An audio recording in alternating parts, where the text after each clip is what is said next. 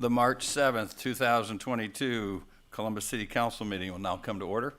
In compliance with the Open Meeting Act, Nebraska Revised Statute 84-1407, a current copy of this act is posted on the wall in this room.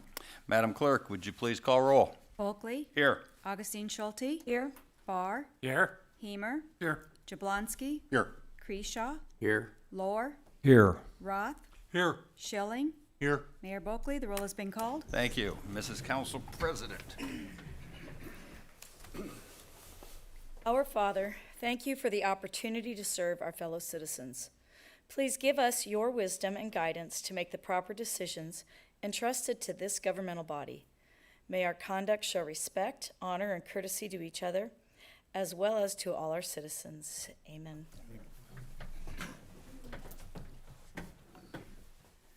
Oh, say, can you see by the dawn's early light what so proudly we hailed at the twilight's last gleaming, whose bright stripes and bright stars through the perilous fight o'er the ramparts we watched were so gallantly streaming, and the rockets' red glare, the bombs bursting in air, gave proof through the night that our flag was still there.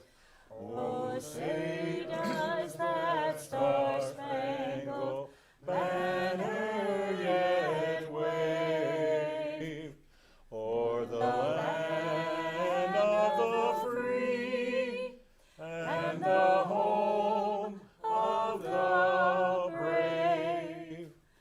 I pledge allegiance to the flag of the United States of America and to the republic for which it stands, one nation under God, indivisible, with liberty and justice for all.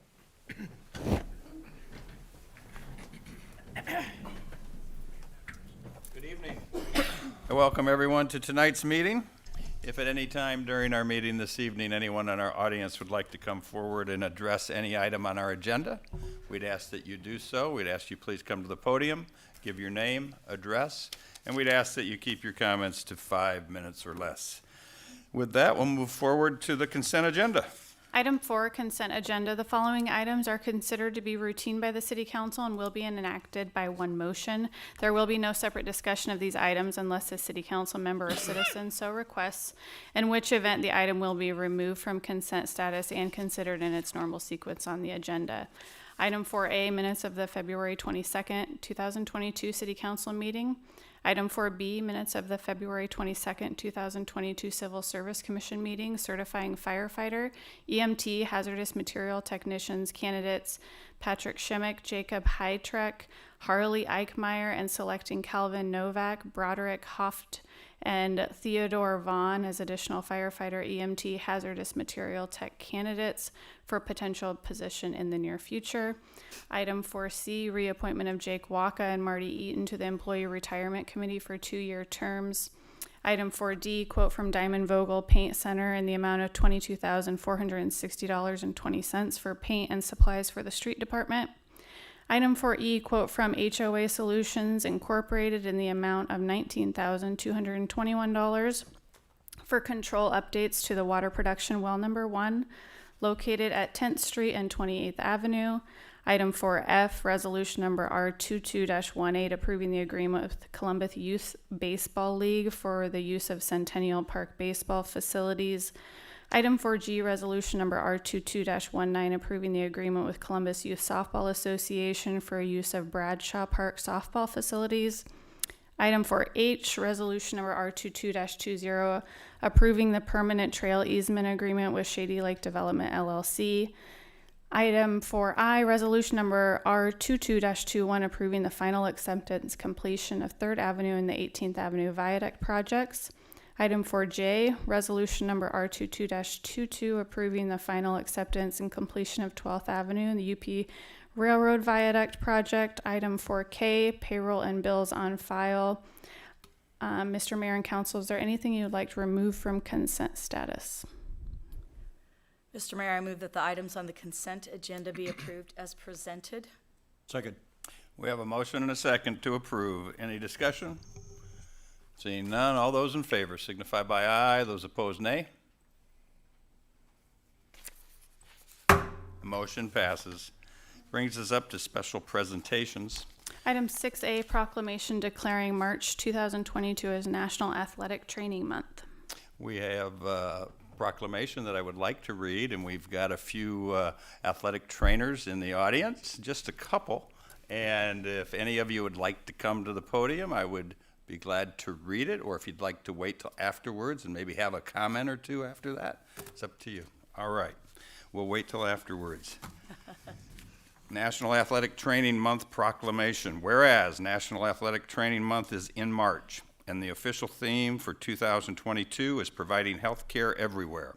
And whereas athletic trainers have a long history of providing quality health care to our area athletes, and whereas athletic trainers provide prevention of injuries, recognition, evaluation, and aggressive treatment, rehabilitation, healthcare administration, education, guidance, and compassionate care for all. And whereas leading organizations concerned with the athletic training and healthcare have joined together in a common desire to raise public awareness of the importance of the athletic training profession and to emphasize the importance of quality healthcare within the aforementioned settings. Whereas such an effort will improve the health care of athletes and those engaged in physical activity and promote athletic trainers as health professionals. Now, therefore, I, James Bulkley, Mayor of Columbus, do hereby declare the month of March as National Athletic Training Month in Columbus, Nebraska, and urge residents to express their appreciation for our athletic trainers and learn more about the importance of athletic training. Like I said, we have a few in the audience. If you're all welcome, thank you. Well, they want to do this. I was trying to figure out what would be the best way to get a picture. Thank you. Thank you all.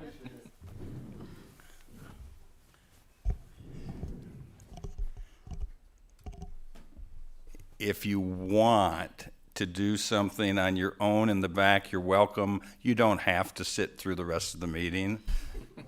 You're welcome too. I mean, it makes us feel bad when everybody gets up and leaves, but that's okay. We understand. Thank you all for what you do. Appreciate it. There goes our audience. Yeah, it's just about everybody. That will make us, we'll move on to reports of council committees. Item 10A, Committee of the Whole, March 7th, 2022. Item 10A1, staffing adjustments in the Community Development and Engineering Departments to replace the Community Development Director position with a Chief Building and Code Official and a Project Engineer position be added to the Engineering Department. The Committee of the Whole recommends that the pay plan be amended to replace the position of Community Development Director with Chief Building and Code Official and add the position of Project Engineer to the Engineering Department. Mr. Mayor, I move that this committee report be adopted. Second. We have a motion and a second to adopt this committee report. Any discussion? Seeing none, all those in favor signify by aye. Those opposed, nay. Motion passes. Brings us up to new business. Item 13A, appointment of Kyle Blanc as a police officer. Council members, with your permission, the mayor would like to submit the name of Kyle Blanc for conditional appointment as police officer, subject to successful completion of all tests and training. The Civil Service Commission certified this candidate at their November 30th, 2021 Civil Service Commission meeting. Per council rules, the 2-week waiting period for the appointment of a police officer is waived. Kyle Blanc is a graduate of Mountain View High School in Loveland, Colorado, where he participated in JROTC for 4 years. He attended the Nebraska Law Enforcement Training Academy, graduating in 2019. He has been an HFRG/PPCT defensive tactics instructor since March of 2021. Kyle is currently employed as a certified sheriff's deputy with the Platte County Sheriff's Department in Columbus, Nebraska. Mr. Blanc will participate in the Columbus Police Department's field training course. This is a budgeted position. Council members, may we have a motion for this I would appointment? move that the mayor's appointment be ratified. Second. We have a motion and a second. Any discussion? Seeing none. All those in favor signify by aye. Those opposed, nay. Kyle's in the audience. Chief, would you want to introduce Kyle? And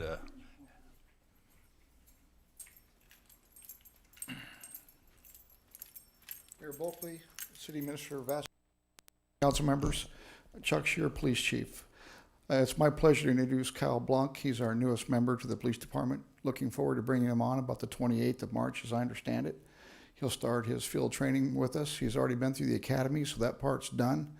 So if he successfully passes FTO, we'll get him on the street. He's on the fast track to becoming one of our new officers. So with that, Kyle and his family live here in Columbus. He's here to answer any questions you might have.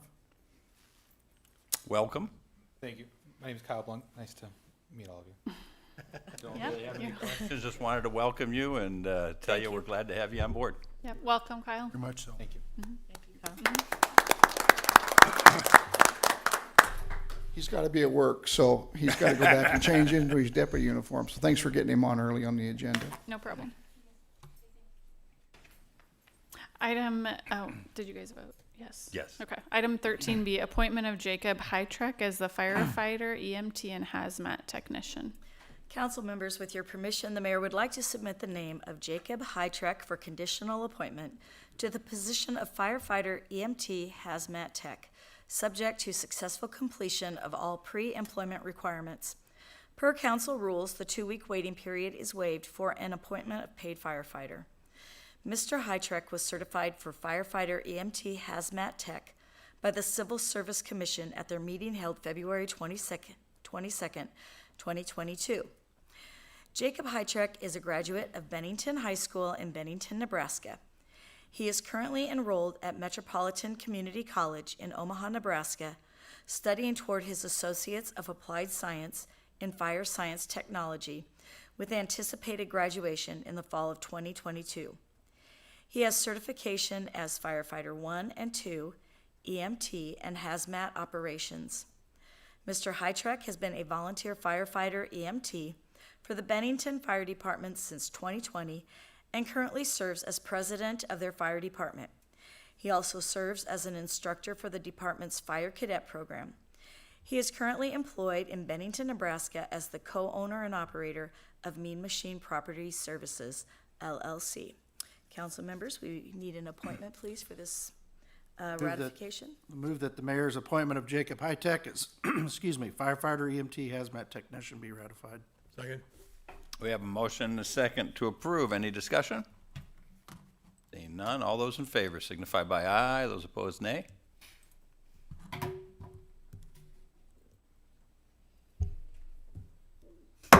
Motion passes.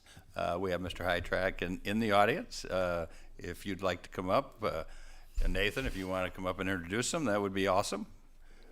We've got to be equal with both our departments. We've got to say hello to both of you. Mr. Mayor, Madam City Administrator, City Council, we're actually really excited to bring him on. He comes from, as you can see, a very good training background. You know, being that age at one time, many moons ago, that's a lot of potential development we can have here for him. So we're excited. Awesome. I just want to thank you all, and I'm really excited to get started. So, And again, we welcome you here. Excited to have you become part of the team. Did you have Mr. Wallingford as an instructor, as a teacher? no, I did not. You did, okay. Welcome. Good luck. Thank you. Yep. Item 13C, request of Carl Mumford to discuss issues pertaining to the rights of handicapped residents. Janelle, will you move the mic down?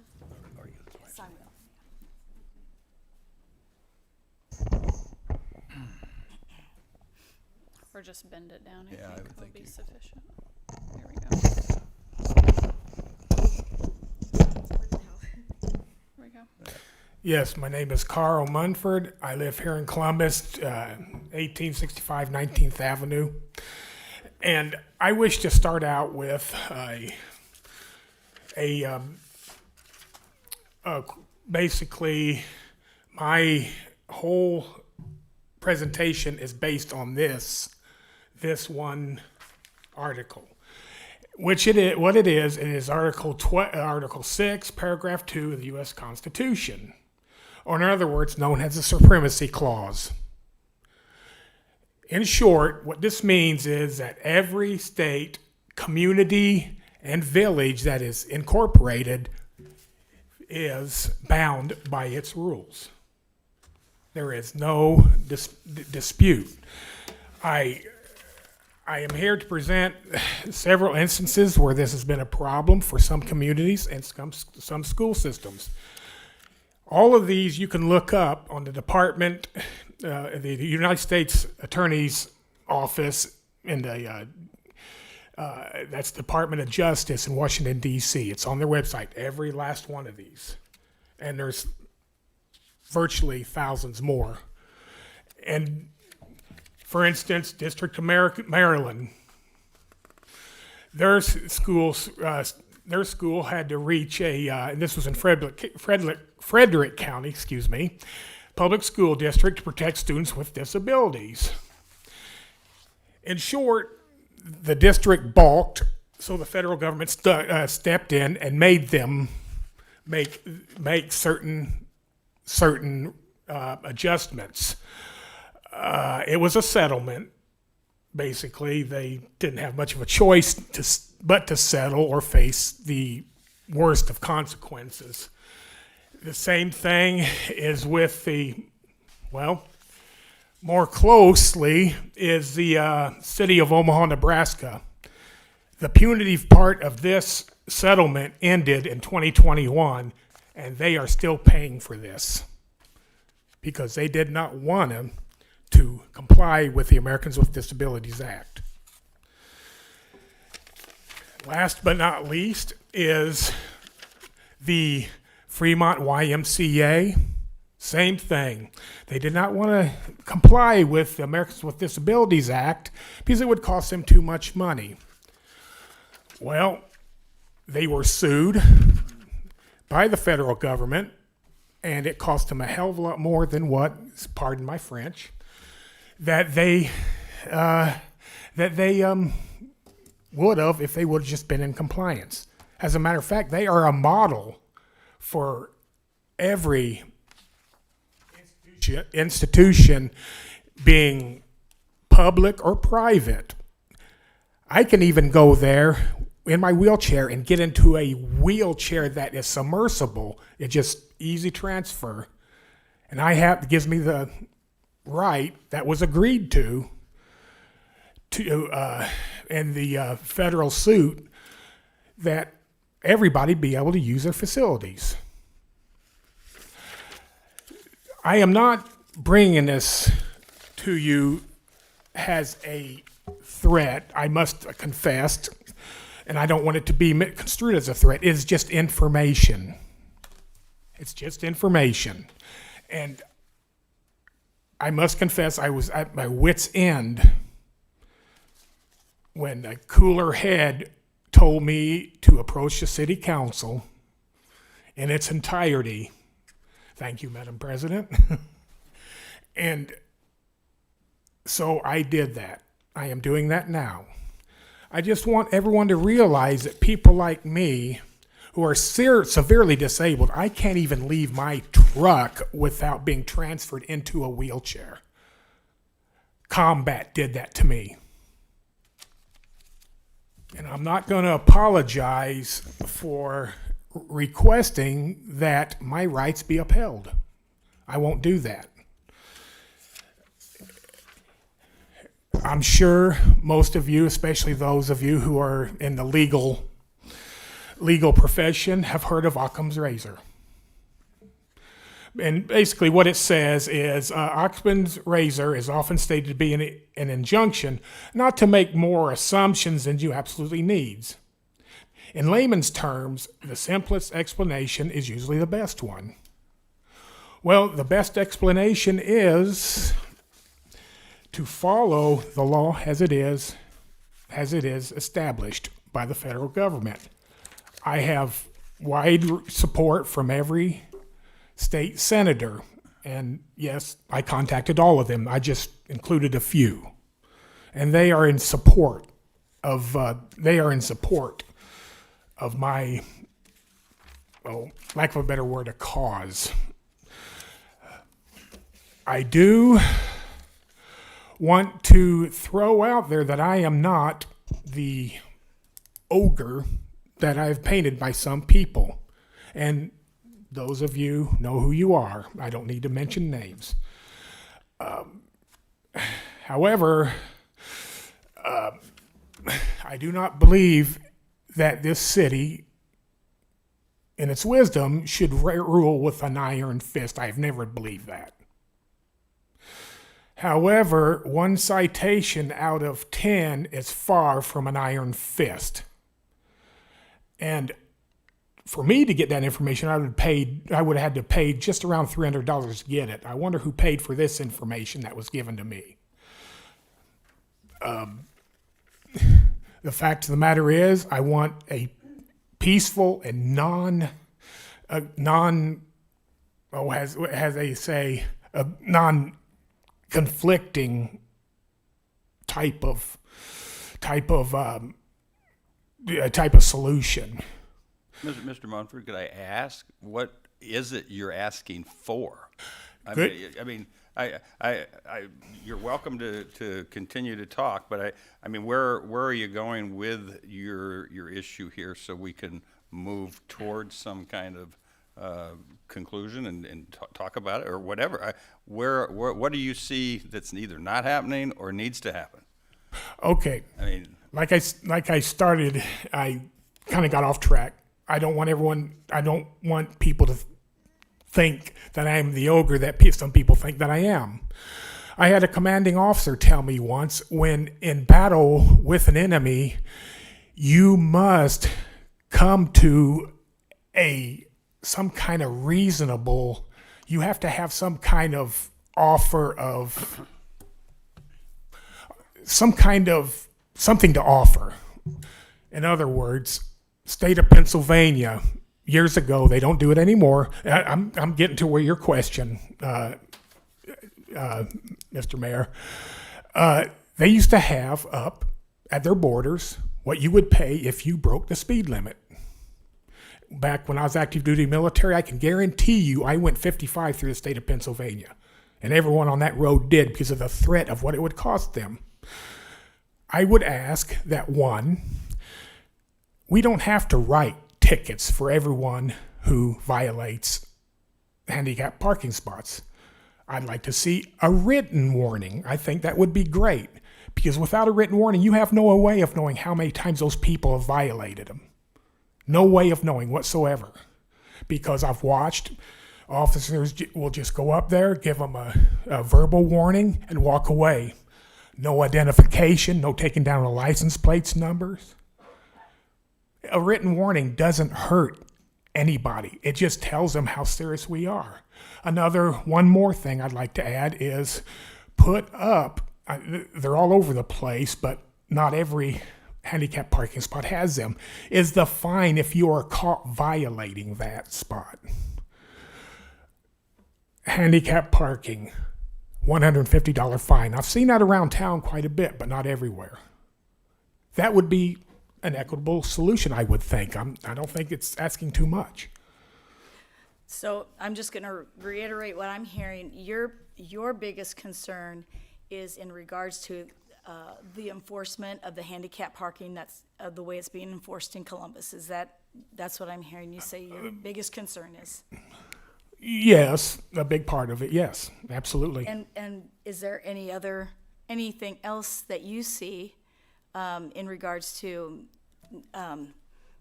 laws or rules that should be enforced in regards to handicaps, other than the handicap parking?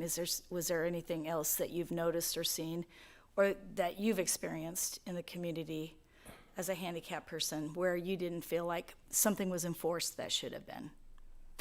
Well, again, I'd like to say that I have watched many times after I have made a phone.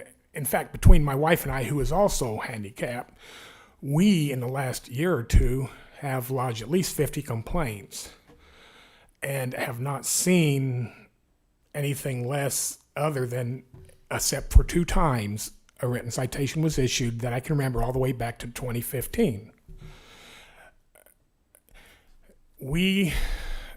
That is not by a long shot. That's probably about 0.5% of the complaints.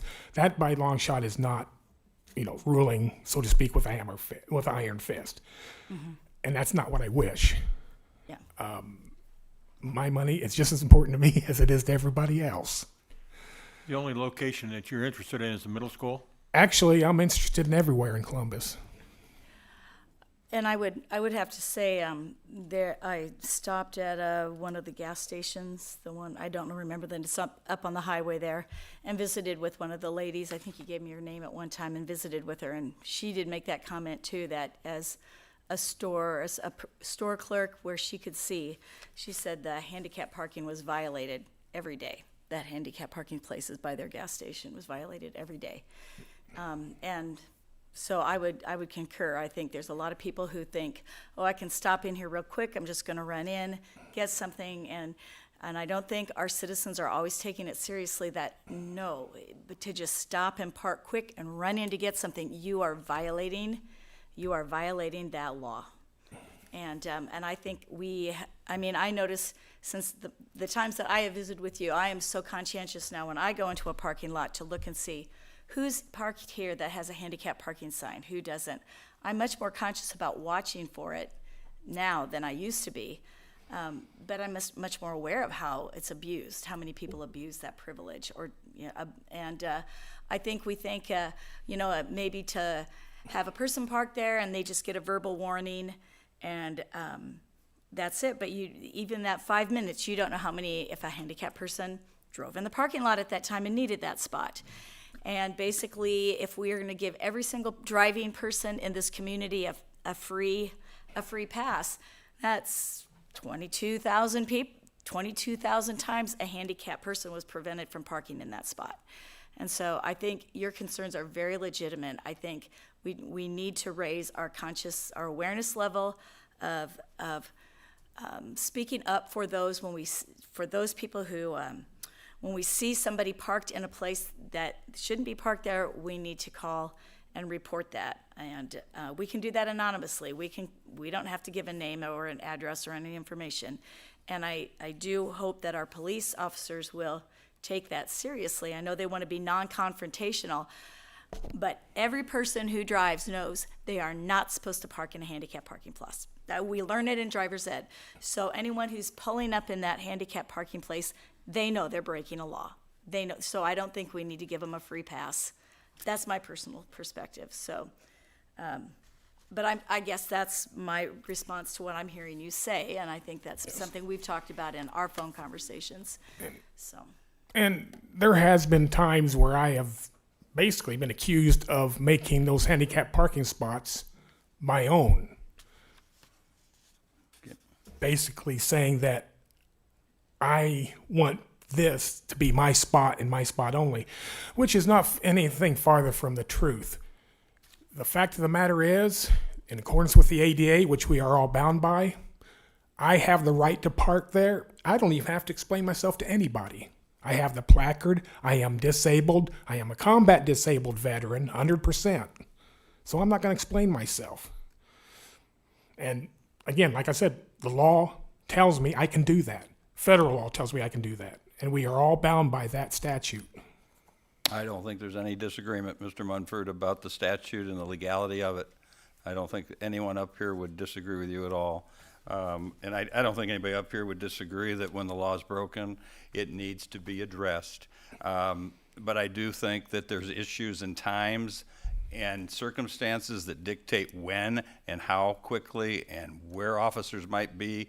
And I'm not a policeman. I'm certainly not a police chief. I can't address that. We'll let Chief Scheer give some comments. But I hear what Councilwoman Augustine is saying, but at the same time, I can't determine who should be where and when. I have somebody speed by me. Oh, yeah, I wish there was an officer right around the corner. Well, he's not always.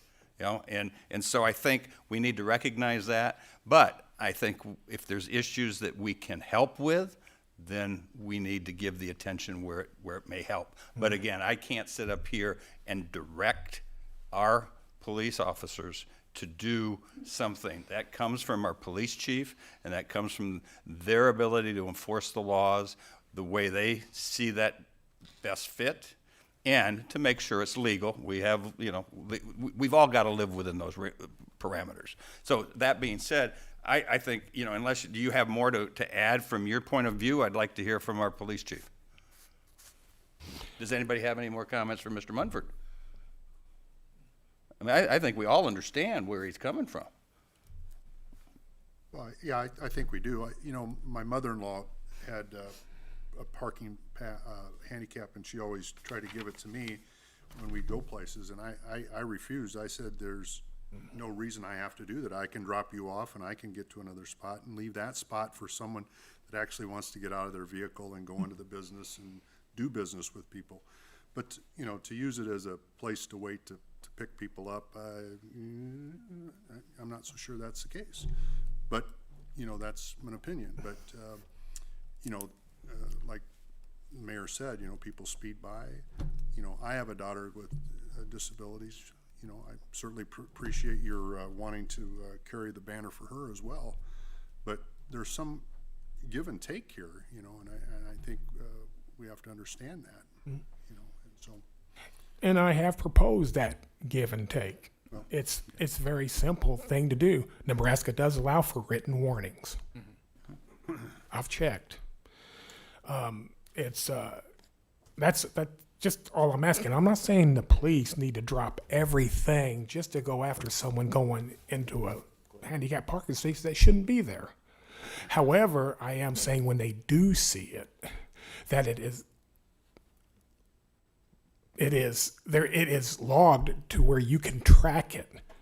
That is one of the first things I was confronted by was, well, how do we track it? Well, a written warning will do that. And it don't cost anyone anything. And if the police officer is is dispatched, why not issue that written warning? It's not like it's going to take a lot of time. And again, I do concur.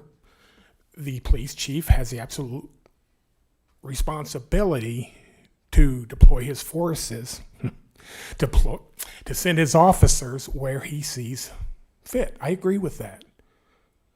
I even give to the Fraternal Order of Police. I believe in the police.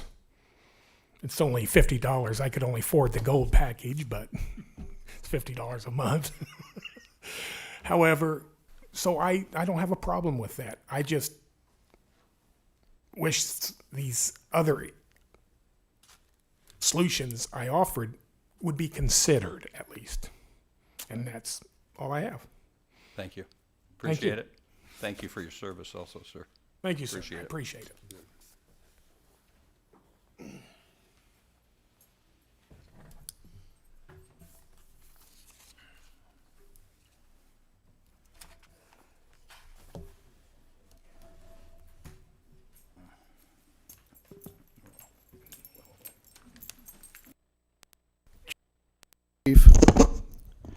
First, I'd like to commend Mr. Mumford on his service to our country. I'm a retired Master Sergeant, and so I appreciate your service.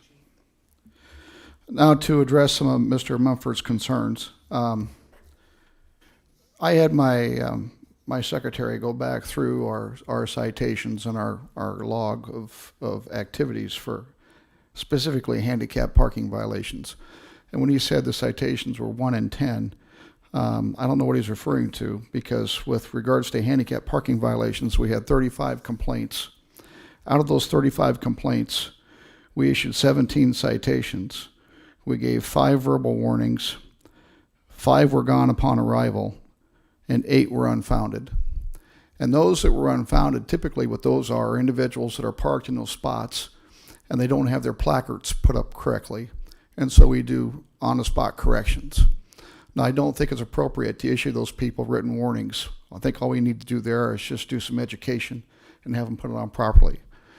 But I give my officers, and whether it's handicap parking violations, speeding, stop signs, negligent driving, whatever it might be, I give them the discretion to use whatever enforcement action is necessary to get their point across. So my personal philosophy is the least amount of intrusion into your pocketbook for the most amount of compliance. We all know what's happening in the stock market today. We've all seen the gas prices. We know what that's doing to our food prices and so forth. And so if I can accomplish that same education without a pay ticket, I'd rather do that. And so that's the discretion I give the officers. Now, the only time that I take that away is when it's been a repeat offender or that it's been such an egregious action that it requires a citation to begin with. And then I give them that authority to do that. But that's in regard to any traffic that they do. Now, could we do a better job of enforcing handicap parking? Oh, absolutely. We could do a better job of enforcing all traffic. But as all of you know, we've been down on personnel for the last year or so. And so as we get back to full strength, we'll be able to put more people in a position to enforce traffic and maybe have more of a better handle on this. So that's where we're at with that. Questions? Yes, I just have one really quick then. So those, you said with the least amount of, with the greatest amount of compliance. And so does just a traffic warning, a written warning, does that fall They can into either that? do written or they can do verbal. Now, a lot of times, particularly around the middle school, if some of you are experienced with the traffic around the middle school, it's pretty horrendous. Okay, and to stop that police car, and he's right, it doesn't take much time, but it does take time. If we can accomplish the same action with a verbal warning, and when he says there's no record of it, that's not true. We record all of our stops and all of our actions with the Joint Communications Center. And we've got, from Mr. Mumford, he said he had 50 calls in. We have a record of 17 calls in. And so he isn't making the 50 calls that he said. Rachel, who's with us here tonight, did a search of his calls, and I think we had, there were 9 complaints with regards to handicap parking and 7 complaints with respect to noise, mass violations, and other parking. So I guess a total of 16 complaints overall. And that was that at the middle school, or that was within the community, or? That was basically all his complaints to the JCC that he had called in on. And we went on every complaint that he called in on except one. And on that one we didn't go to, they called back and said, don't bother, they've moved. Otherwise, the officers should have responded to each and every one. Now, when you ask, could we do written warnings? Yeah, I think we can probably do a better job of that rather than verbal. But sometimes, as the mayor indicated, time and situations dictate the type of activity that's required. Sometimes you create a bigger hazard by doing some of that than you do if you just handle it with a verbal warning. But if we've got them in the computer, that license plate or the name of the person that we're dealing with, and then Rachel's crew will tell us that, and they'll take a more appropriate action. So what you're saying is there is documentation even with verbal warning? Yes. That's, okay. Yes, and she's got that out of the Joint Communications Center, where all of that information is radioed to the dispatchers. Dispatchers make a log entry of it, and then we deal with it from there. Does our code enforcement officers play a role in this too? Yes, they do. Okay. Yep. Both police officers and code enforcement officers can enforce handicap parking. Thank you. I might add too, sometimes you don't want to jump to conclusions. If you see somebody parked in a handicap parking place and they don't have the handicap in their mirror, you better check their license plate, because a lot of license plates have handicapped on them too. That's right, Dennis. But these unfounded calls that we had were individuals that had the permit, they just didn't have them displayed where they're supposed to be displayed. Yeah. So when the officers got to the car and they were determined that they did in fact have the placard, it just wasn't displayed properly. Sure. Yeah. So, I see that too. They'll have it on their dash a lot of times. Yeah. Thank you, Chief. any other questions for me? Yeah, John. Chief, do you think we have enough handicap parking spots? Well, I guess I don't utilize them, so I don't know if we have enough. But I can tell you that the number that we have, it's difficult right now with the personnel we have to go around and police them as they probably should be. If I send a CST out in the morning to do a kind of a round around the community of handicap parking, He may not see anybody in violation at that time that I send him, but 3 hours later, there might be. Yeah, just the nature of the beast. Exactly. Sometimes you see them, sometimes you don't. But as our records indicate, we've had 35 specific parking calls on handicap parking, and out of those 35, 17 received citations, those $150 tickets. So those we felt were egregious enough to give the citations to. Well, I think well, you're probably gonna, I think there's rules and regulations on the number of handicap spots that are required in like downtown area. right. A new development has to have some, I mean, based on normal parking, so much of that has to be dedicated to handicap. That's the federal law. So, you know, not to say we couldn't have more, but I'm saying, I'm sure we're, you know, doing our darndest to comply with what's required. Our city code meets ADA. Okay, The- and the I don't minimum have a problem, I don't requirements have of a ADA. problem with that, but sometimes they're not in the right place. I kind of look at it like wetlands. You know, if you tear up some wetlands somewhere, you got to produce some wetlands somewhere else. So maybe there's an issue where if you've got two handicap parking spots and you really need 3, then you take one away from somewhere else and put it there. Is that feasible? The number would remain the same. Now, as Overall, there's a code requirement for how many are required. So if anybody takes one away and that makes them fall below the required, then they would have to add one. Well, but I mean, if you take one away, you add it somewhere else. So If the total number the remains code the minimum same. requires it, correct? Yes. We can't force them to do more than the minimum code requirement for anything, including ADA stalls. I think what he's getting at, Tara, is that if we have 100 of them and we could use 2 more at the middle school and nobody's using the one over here, we can take that one over here and put it there because we still got 100. It's per development. Well, but I think, I was going to say, I don't think you can quite do that because if something's newly built, it's required to have so much. It's based for on that. occupancy Okay, load for an that's the key. individual building. That's the key. And I think, if I may, we need to encourage our citizens to be vigilant with this too. It's just not, it just isn't the police who are responsible for taking care of this.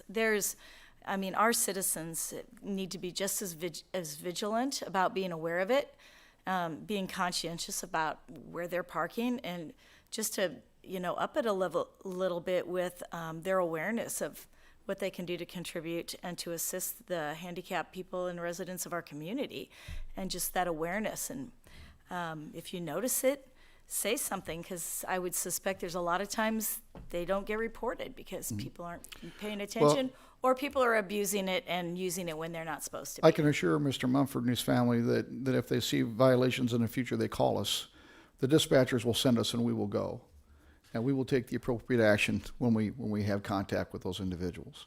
And as I indicated, we gave 17 pay tickets out of a total of 35 calls. Right. Those weren't all just Mr. Mumford's calls. Those were just calls in general. Right. And kudos to Mr. Mumford for being diligent on it, but we need all of our citizens to be diligent. I mean, he's one person, and we have 20,000 some other people in this community that can help. Well, and as we get full strength, we'll be able to dedicate a car to traffic and look at some of those parking problems. Some of you have talked to me privately about speeders in your neighborhoods. Some of you have talked to me about red light violations. Some of you talked to me about stop sign violations. I don't have a car dedicated to traffic right now because we were low on person. But as we get full strength, we'll be able to do that and do a better job in all those areas, I assure you. But on another note, I don't know if Mayor and Tara had shared this with you or not, but we did an array of cities crime comparison, and we have the lowest crime rate in our array of cities, and that does a lot to say that the type of work that these guys do when they're not working traffic and they're working criminal and canvassing neighborhoods. So I'm not sure the general public is aware, there is a $150 fine if you park in a handicapped parking place. It'd be nice if there would be more signs stating that. I'm sure they wouldn't park there if they knew it was a $150 fine. I mean, to me, the takeaway from this evening is just what Dennis said. I mean, if we could get the signs that identify the fine on the parking issue, on the parking sign there, add that. I think that's important. The other takeaway is, Chief, we have some concerns, and if there's a way for you to be a little more diligent in this particular case, which you're telling us you're trying, we just ask that your attention, this brings your attention to an issue. Exactly. And Mr. Exactly. Mumford, I would hope you would feel that we're listening and we're trying to address the issue the best we can, and we will continue to. And, you know, I mean, I think that's what we're after in a meeting like this with a discussion like we're having. You know, what's the good takeaway, and try to build on that. Absolutely. Is I'll this put a the- note in our officer's log that when they're out on a patrol and if they happen to go by, you know, handicap parking, that they pay particular attention to that. They don't have to be radio called to that. They can just be diligent to look for those things. And so we'll put that in the log so that they're making their own cases. Is it the city's responsibility to post and paint all those spots, or is that the property owner's responsibility? It's the property owner's responsibility. So at the middle school, it's the school's responsibility to make sure there's enough ADA Properly signed? downtown in the public parking. Right. It's the city's responsibility. But yeah, but like if you go to Walmart, they're responsible to them. paint and post Yes. signs as appropriate. Good point. But it's not really the cities, but we enforce it, but we don't post it and paint it. Right. Okay. Can we ask the? I was just gonna say, we could ask businesses too, if it's Well, theirs. and you know, businesses too, and then for the ones that are on public property, can't we have the Traffic Control Device Committee look at making sure they're all signed? Yeah, I think we can definitely takeaway. include our in our sign plan that as we replace handicap signs too, that we make that adjustment. That'd be great. Certainly, we recognize the athletic trainers this as a month, but maybe we should do that as handicap parking month. You know, everybody take a time to make sure that everything is done. I think that would have some validity, you know, to what we're doing here. Any other questions for me? No, thank you, Thank you, Chief. Chief. Thank you. Well, Mr. Munford, I don't want to get into it tit for tat. I mean, we're here to discuss what the issue was, which is not enforcing, your belief that we're not enforcing handicap spots correctly, which you have done a good job of bringing forth that information.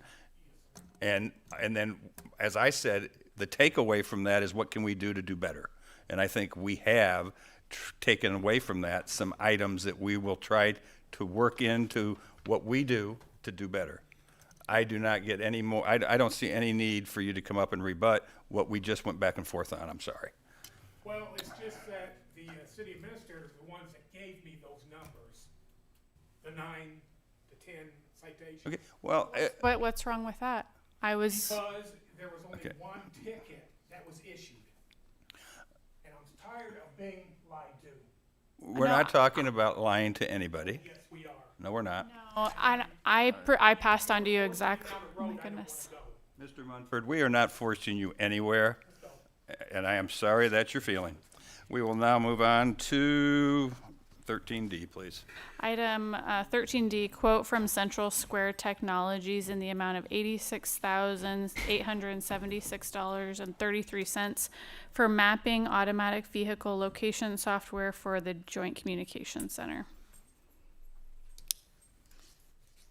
Mr. Mayor, I move that the quote from Central Square Technologies for mapping automatic vehicle location software be accepted. Second. We have a motion and a second to accept. Any discussion? Seeing, Sorry, I just seen an article from the county. Was this part of It's the this same was thing. picked up by Yes. them? Yeah. No, well, the They're- JCC, the county pays for it, but it's a JCC budget, so it's the same thing. Okay. Thank you. we have a motion and a second. All those in favor signify by aye. Those opposed, nay.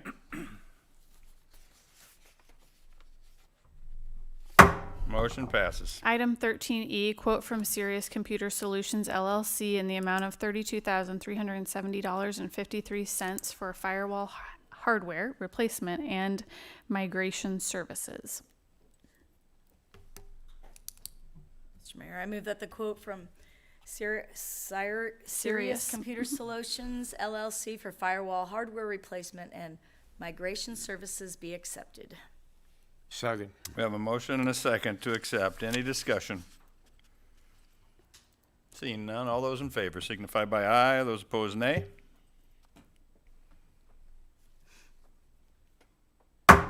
Motion passes. Item 13F, plan specifications and estimate of cost in the amount of $1,813,601 and authorization to advertise for bids for Station Number 2, Charlie Lewis Fire Station Addition Project. The plans and specifications are on file in the engineering department. Mr. Mayor, I move the plan, specification, estimate of cost, and authorization to advertise for bids for Station Number 2, Charlie Lewis Fire Station Addition Project be approved. Second. Have a motion and a second to approve. Any discussion? Seeing none, all those in favor signify by aye. Those opposed, nay. Motion passes. Item 13G, comments from the mayor and city council members. In compliance with the Open Meetings Act, no discussion may be held on this item. Any council members have any discussion this evening? I have nothing this evening. We'll move on to resolutions. Item 14A, resolution number R22-23, approving the lease agreement with Jeremy Schreiber to rent farm ground known as the City Wellfield property for an annual amount of $42,803 commencing March 1st, 2022 and ending December 31st, 2023. Mr. Mayor, move for the adoption of resolution number R22-23. Second. We have a motion and a second to adopt resolution R22-23. Any discussion? Seeing none, all those in favor signify by aye. Those opposed, nay. Motion passes. Item 14B, resolution number R22-24, approving the contract with Gearing Construction and Ready Mix Company Incorporated in the amount of $2,417,125.60 for street improvement district number 184, that's 23rd Street east of 48th Avenue to 54th Avenue. Mr. Mayor, I move for the adoption of resolution number R22. 24. Second. 24. Second. We have a motion and a second to approve resolution R22-24. Any discussion? Block me out. Seeing none, all those in favor signify by aye. Those opposed, nay. Motion passes. Item 14C, resolution number R22-25, approving the master trail plan. Mr. Mayor, I move for the adoption of resolution number R22-25. Second. Have a motion and a second to approve resolution R22-25. Any discussion? Seeing none, all those in favor signify by aye. Those opposed, nay. Motion passes. Item 14D, resolution number R22-26, approving amendment number 2 to the agreement with Williams, Spurgeon, Cool, and Freshnock Architects Incorporated in the amount of $42,300 for additional final design, bidding, and construction administration phase services for Charlie Lewis Fire Station Addition. Mr. Mayor, I move for the adoption of resolution R22-26. Second. We have a motion and a second to adopt resolution R22-26. Any discussion? Seeing none, all those in favor signify by aye. Those opposed, nay. Motion passes. Item 14E, resolution number R22-27, setting Monday, April 18th, 2022 from 5:30 p.m. to 6:45 p.m. when the mayor and council shall sit as the Board of Equalization to equalize and levy special assessments for street improvement district numbers 183, 48th Avenue from 38th Street to Lost Creek Parkway, 186, the alley between 14th and 15th Streets and 28th and 29th Avenues, and 187, that's 25th Street from 33rd Avenue west 140 feet, and also water extension district number 63, 48th Avenue, 42nd Street to Lost Creek Parkway, and 64, Shady Lake Road west of 56th Avenue, and sewer extension district numbers 45, 48th Avenue from 42nd Street to Lost Creek Parkway, and 47, Shady Lake Road west of 56th Avenue. Mr. Mayor, I move that resolution number R22-27 be adopted. Second. We have a motion and a second to approve resolution number R22-27. Any discussion? These are all completed projects? We're Correct. just assessing? Yes. Okay, thank you. Any other discussion? Seeing none, all those in favor signify by aye. Those opposed, nay. Motion passes. Item 14E1, Certificate of Cost, Apportionment of Costs, and Preliminary Assessment of Schedules for the Street Improvement District Number 183, 186, and 187, Water Extension District Number 63 and 64, and Sewer Extension District Numbers 45 and 47. There's no action to take on that. There's a motion, Is there a yes. motion? Mr. Mayor, I move the certificate of cost, apportionment of cost, and preliminary assessment schedules for street improvement districts number 183, 186, and 187, water extension districts number 63 and 64, and sewer extension districts number 45 and 47 be approved. Second. We have a motion and a second to approve. Any discussion? Seeing none, all those in favor signify by aye. Those opposed, nay. Motion passes. Brings us up to ordinances on their third reading. Item 17A, ordinance number 22-02, amending and readopting Chapter 92 of Title 9 of the Columbus City Code regarding nuisances. Mr. Mayor, I move ordinance number 22-02 be adopted. Second. We have a motion and a second to adopt ordinance number 22-02. Any discussion? Seeing none, all those in favor signify by aye. Those opposed, nay.